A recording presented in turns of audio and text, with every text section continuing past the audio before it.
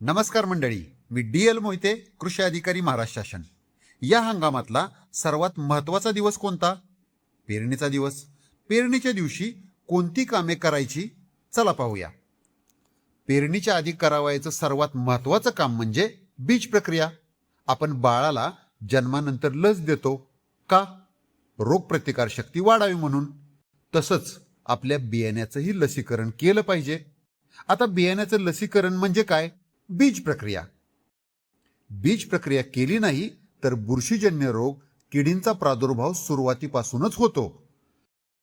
बीज प्रक्रिया ही 2 टप्प्यात करायची. लक्षपूर्वक ऐका. पहिला टप्पा रासायनिक बीज प्रक्रिया. यासाठी कोणते केमिकल वापरायचे, त्याचे प्रमाण काय, यासाठी ही स्लाइड पहा. बीज प्रक्रिया कशाची करायची हे तर आपण पाहिले, मात्र बीज प्रक्रिया करायची कशी?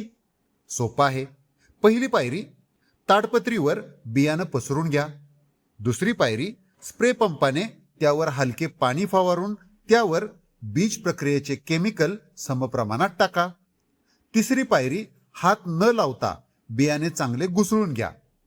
आणि चौथी पायरी, बीज प्रक्रिया केलेलं बियाणं सावलीत सुकवून घ्या. यानंतर किमान 3 तासांनी जैविक बीज प्रक्रिया करा. बीज प्रक्रियेचा दुसरा टप्पा, जैविक बीज प्रक्रिया. यासाठी कोणते जीवाणू खत वापरायचे, त्यांचे प्रमाण काय, यासाठी ही स्लाइड पहा. हे जीवाणू पिकाला नत्र, स्फुरद, पालाश उपलब्ध करून देण्यासाठी मदत करतात. ज्या पद्धतीने आपण रासायनिक बीज प्रक्रिया केली होती त्याच पद्धतीने जैविक बीज प्रक्रिया देखील करा व बियाणे सावलीत सुकवा. लक्षात ठेवा, तुम्ही रासायनिक बीज प्रक्रिया पेरणीच्या एखाद दुसरा दिवस आधी करू शकता, पण जैविक बीज प्रक्रिया मात्र पेरणीच्या दिवशीच करा. आणि जैविक बीज प्रक्रिया झाल्यावर 4 तासाच्या आत पेरणी करा. उशीर झाला तर जीवाणू मरतात, फायदा नाही. मंडळी, बीज प्रक्रिया केल्याशिवाय पेरणी नाही.